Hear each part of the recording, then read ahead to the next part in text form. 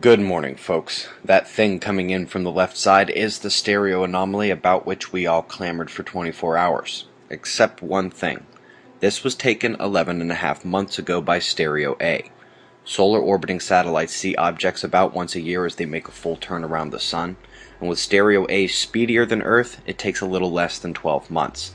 Even with the current images unprocessed and grainy, you can see that this is that same object. If you are yet unconvinced, the HI-1 from this time last year showing a bright galactic cluster bottom right, and the grainy unprocessed images from this year clearly showing that bright cluster coming in as well. Top story today is a new study indicating that earthquakes can trigger massive methane releases. In addition to the topic and related discourse of this article being on point, it declares the necessity of factoring in this methane with volcanic gases and others to explain a larger chunk of climate change. Hawaii? Good news and bad. Flossie's still coming, but she may have exhaled a bit just as she's going to swipe past. Let's hope she stays like that. Meanwhile, Dorian's remnants trying to make a go of it once more. Southwest Pacific sees the same story with the weather of worry sticking south.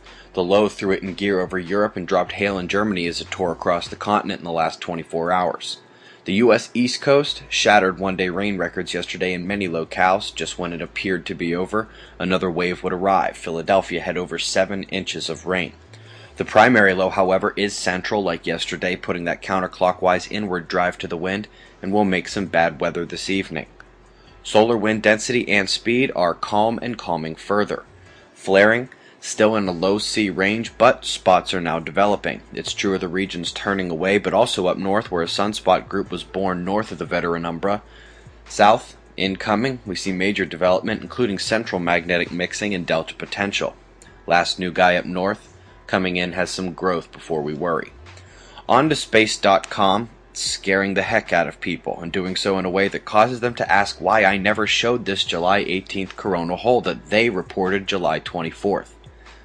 Here is my July 18th shot of that coronal hole. Here it was on July 16th as it was turning in. Here's our shot from July 11th, the top left corner, as the darkness was just cresting under the Earth-facing disk after I had tracked it coming around the side in red there.